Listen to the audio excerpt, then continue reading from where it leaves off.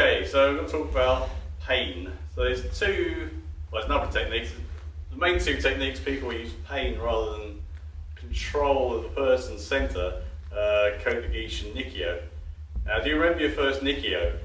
Wasn't it great? You know, all of a sudden you got this technique you can show all your friends, and weren't they all grateful to find out how good it was? So after a while, if you practice in a way that's kind of from static postures, building the power up, you can absorb a lot of the pain. You absorb it into your centre quite naturally, and you find your wrist gets stronger, and you don't resist the Nikio, but the force of it goes into your centre, and you can absorb it. There's always going to be somebody who you're going to have trouble with because they just ignore the pain. So if somebody wants to put Nikio on, if you're on a mat, you're going to do it, what, I don't know, 10, 20, 30 times. You're probably going to go down just to stop being, damaging your wrist. Maybe the guy you're training with is a higher grade than you, he hasn't really got it, it's going to be awkward. Perhaps you just go down anyway. You don't want to be the guy just standing there looking like he's being a pain, just being awkward. So let's look at how to get Nikio with body control.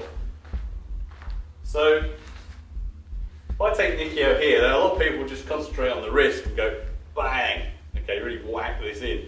Now that's fine, it can work if the person's not used to taking Nikio, but you get to feel if it's going to come on or not. And if you've been doing it a while and you've been taking some quite severe Nikios, well, there's two things. Either you do it fast all the time and the guy just hits the deck because he knows it's going to hurt and you don't actually build up any resistance, or you do it slowly and build it up and the resistance gets built up. So when you get somebody who just slams it on, they actually bounce off you. Okay, so I can take this looks like me being I'm not resisting him, I'm just letting him do it. Okay, he's got pretty good Nikio. That's starting to hurt now, okay? Now, if that was in the street, I'm just going to punch him, yeah? Because on the mat, eventually I'm going to go down from that. If he does that a bit quicker, don't know, I've got a chance to get in there and do something. So you need kind of a backup plan, and the backup is to knock his centre out at the same time. It's much more difficult to resist something if your centre is basically destroyed. By destroyed, I mean knocked off balance. So if I take Nikio here, we're just going straight into it, it's not doing anything. If I just pressure this down, he can take a fair bit of this, okay? So I do two things. The first thing, I'm going to knock this out. So if I take the lock off, if I'm just working down here, I can't really shift him, but if I push it into his centre, I can bring that and knock his centre out. So I'm actually using I'm using my force into his centre, and that knocks him backwards, okay? I'm basically breaking his posture and taking him down. There's no pain here, he just can't stand up, okay? So the second thing, when you put in a lock, you need two things. You need, for a really powerful lock, you need compression and then the twist. So when I put this on, I'm going to compress this here. Now when you do this, people aren't used to it, so they hit the floor, but it doesn't make any difference because the direction isn't downwards, it's inwards. And you can do this as you bring technique in. You can even be almost like a strike into it from the shoulder, but that's rather severe, so I won't do that. So compress, and then I'm going to knock, as I bring this on, I'm going to knock this out at the same time it goes down, okay? So there's no ifs or buts, okay?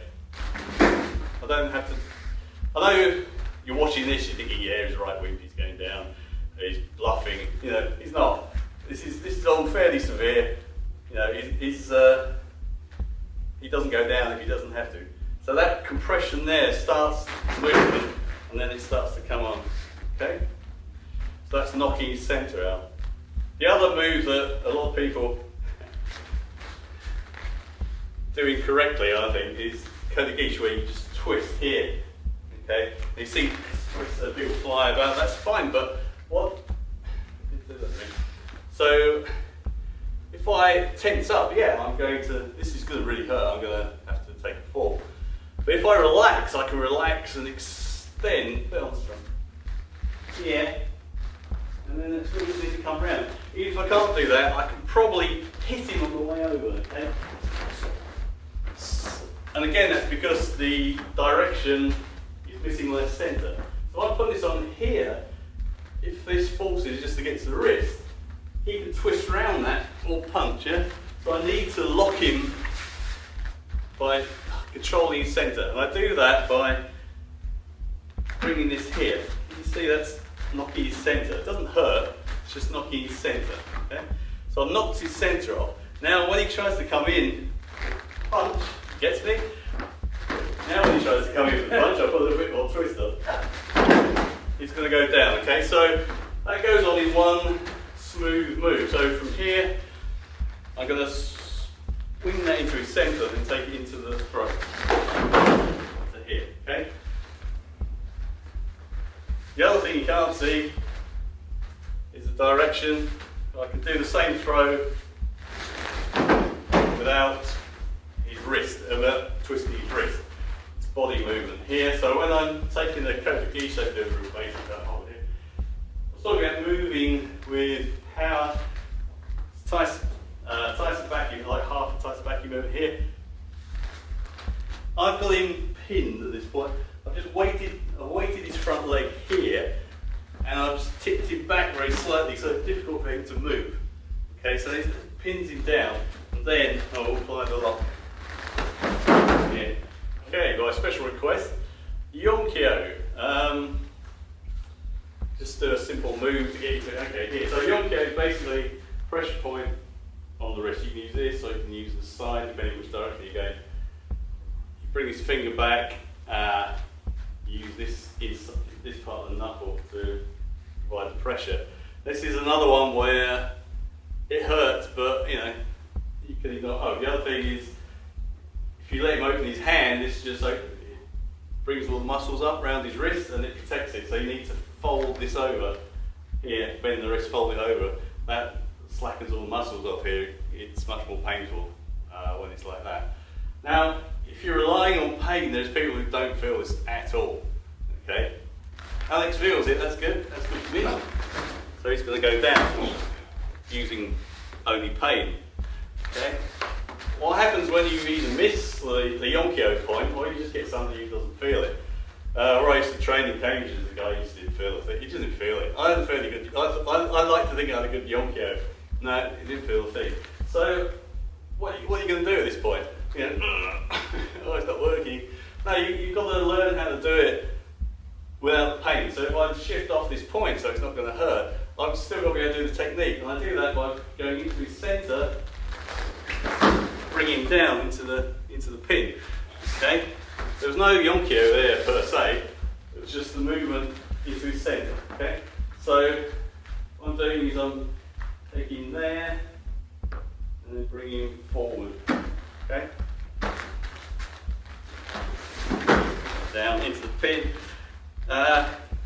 You need two directions for. He's got stiff shoulders, so I'm not going to take it too high, but you generally need two directions.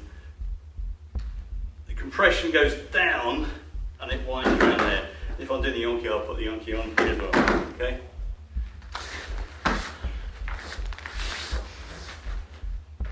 The same principle applies to Sankyo, okay?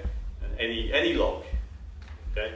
If you haven't got control of the person's centre, potentially they're going to get out. So I think it's a good plan to always control their centre as much as you can.